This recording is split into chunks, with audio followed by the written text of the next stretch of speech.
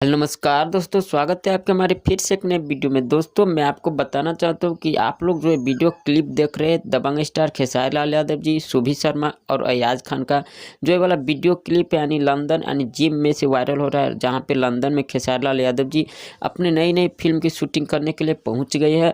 और देखिए वहीं पर जो जिम में से ये वाला वीडियो वायरल हो रहा है, जिसमें दबंग स्टार खेसारी लाल यादव जी के साथ सुभी शर्मा और अयाज खान भी है।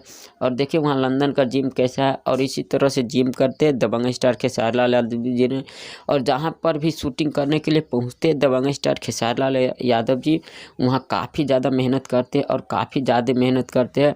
और फिल्म के शूटिंग में भी काफ़ी व्यस्त रहते हैं और काफ़ी मेहनत करते हैं दबंग स्टार खेसारी लाल यादव जी। और देखिए इसमें यानी दबंग स्टार यानी अयाज खान भी है।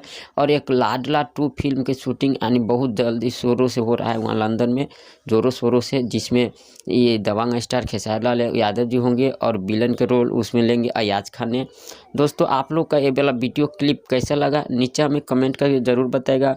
और इस तरह के वीडियो देखने के लिए हमारे इस यूट्यूब चैनल को भी सब्सक्राइब जरूर कीजिएगा। धन्यवाद।